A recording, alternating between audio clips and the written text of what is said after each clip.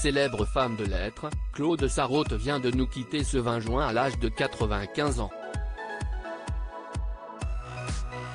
Longtemps journaliste au journal Le Monde, elle était devenue populaire grâce à Philippe Bouvard et ses grosses têtes de RTL, et à Laurent Ruquier dans On a tout essayé sur France 2.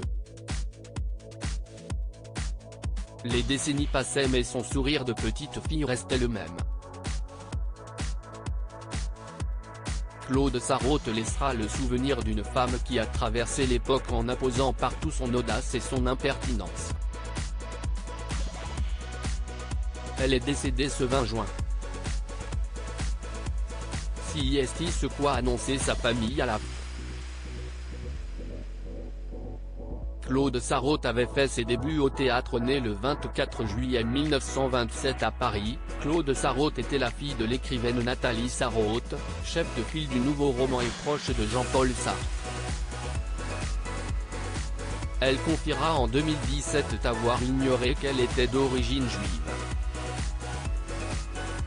Après des études à la prestigieuse école alsacienne et en faculté de lettres, elle tente une carrière d'actrice sur les planches. Alors épouse du reporter américain Stanley Carnot, ils se marient en 1948, la jeune femme cesse le théâtre en 1952 et prend un virage professionnel en se lançant dans le journalisme.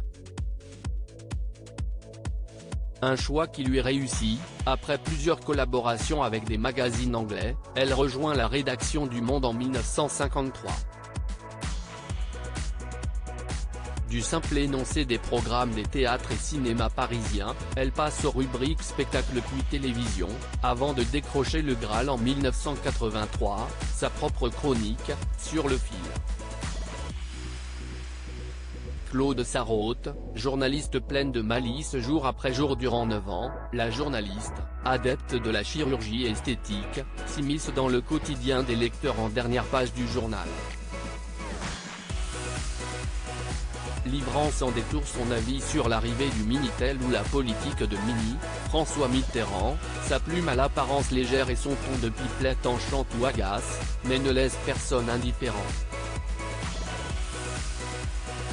Entre-temps, Claude Sarraute divorce, se remarie, puis divorce une seconde fois, avant d'épouser le philosophe et académicien Jean-François Revel.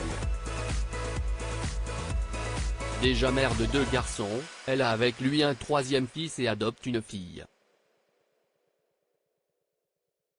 Ses 4 enfants la rendront grand-mère, elle qui, à près de 60 ans, garde l'entrain d'une petite fille. Claude Sarraute sur les ondes et à la télé, peu importe les cheveux grisonnants et les années qui passent, Claude Sarraute est toujours prête à relever les défis. À l'âge où d'autres prennent leur retraite, elle accepte en 1985 l'invitation de Philippe Bouvard à participer aux Grosses Têtes. Pendant presque 10 ans, elle est un pilier de l'émission de RTL, reine de l'autodérision, n'hésitant pas à contrer de sa frêle silhouette les blagues d'Olivier de Kersauzon ou de Jacques Martin. Puis, rejoignant la bande de Laurent Ruquier sur Europe 1, elle suit le présentateur sous les projecteurs d'On a tout essayé, de 2000 à 2007 sur France 2. Face caméra, les mimiques et les réflexions sans gêne de celle qui se surnomme la mamie du pape font mouche et réconcilient les générations. Portée par la bonne humeur de l'équipe, elle retrouve à 75 ans ses premières amours et monte sur les plans jouer une pièce du même Laurent Ruquier, aux côtés d'Isabelle Mergo et de Stevie Boulet. Infatigable, Claude Sarraute ponctue son parcours hors norme de la parution de livres, comme autant d'exemples de son impertinence, recueil de ses chroniques, Dites donc, édition. Plomb, roman, Papa qui ? Édition. Flammarion, ou Réflexions sur la dictature de la jeunesse, Belle Belle Belle, édition. Plomb. Son dernier ouvrage, Encore un instant, édition. Flammarion, est paru en 2017.